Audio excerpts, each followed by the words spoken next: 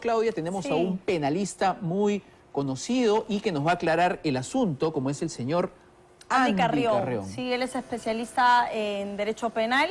Le damos la bienvenida y le agradecemos, por supuesto, por estar con nosotros. Doctor Carrión, buenas noches, buenas tardes. Y comencemos por esto último que acaba de decir Marco, respecto del análisis que hace el doctor Blume. ¿Está de acuerdo usted o caemos en la discusión que se resume en una palabra, ¿no? Lo vinculante que es o no la Corte Interamericana de Derechos Humanos? Bueno, antes que nada, muy buenas tardes, Claudia y Marco.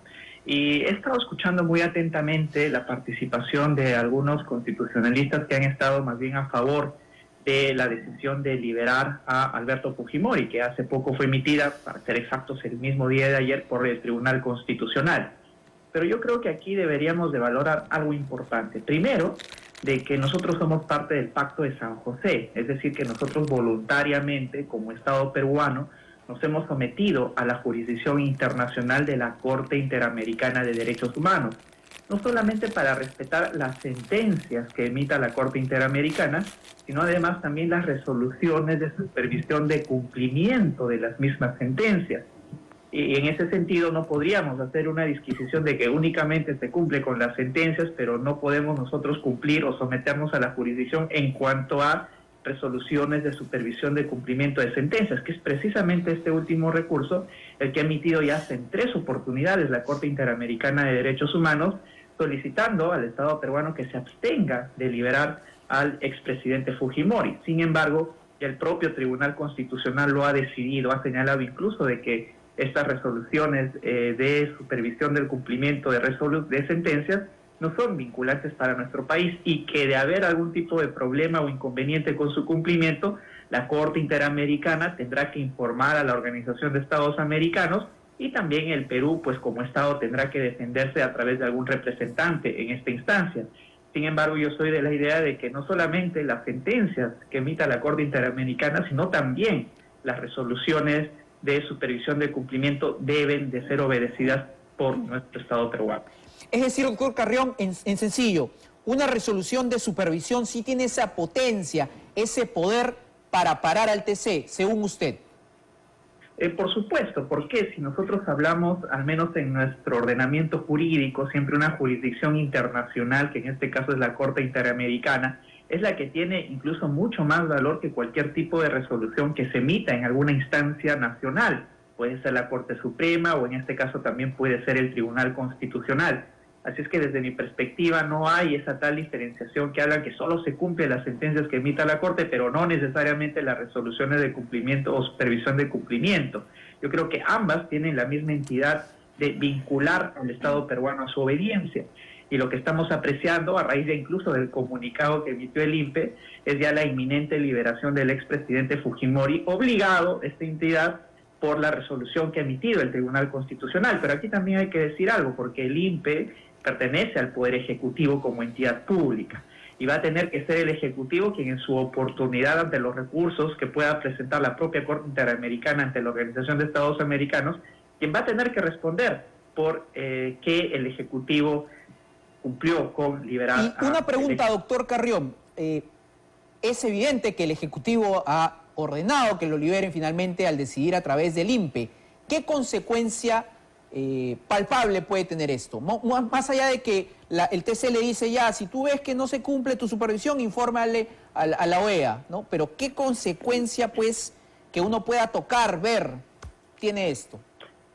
Bueno, en la práctica no hay una consecuencia palpable, ¿no?, evidenciable, porque a diferencia de las cortes nacionales en las que, por ejemplo, la policía te hace cumplir se encargan de hacer cumplir las resoluciones que emite, por ejemplo, el Poder Judicial o el Tribunal Constitucional, esta Corte Interamericana no tiene esa entidad propia de tener, por ejemplo, servicios a disposición que implementen el cumplimiento de la propia resolución.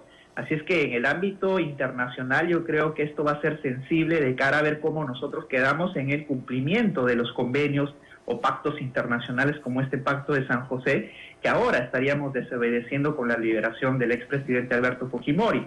Pero también hay que decir que el Ejecutivo de todas maneras ha estado como de cierta manera presionado, porque debemos de recordar que también en el Congreso existe una gran representación del fujimorismo que están sustentando de una u otra manera el gobierno actual de Dina Boluarte.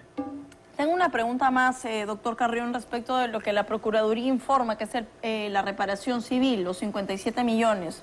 Yo le hacía la consulta más temprano al abogado Riera y claro, él rehuyó a mi pregunta con lo que dice la Corte, no tiene efecto vinculante, ¿no? Porque la Corte hablaba de 4 garantías en la actuación del procesado en todo caso, ¿no? Que sería, una de esas es el pago de la reparación civil. Entonces, tiene que pagar la reparación civil porque el documento dice exactamente que no tiene cómo tampoco ser embargado. Entonces, ¿pasaría Alberto Fujimori a ser uno más de los tantos en este país que no paga reparación civil pero que igual es puesto en libertad? Yo creo que en primer lugar debemos esclarecer qué implica el término indulto, ¿no? El término indulto no implica de por sí que ya no se cumpla con el pago de la reparación civil. El indulto simplemente es una medida que implica que no se aplique la pena impuesta en su oportunidad por el Poder Judicial. Pero también tiene otro apartado, la pena privativa de libertad, que es la imposición del pago de una reparación civil.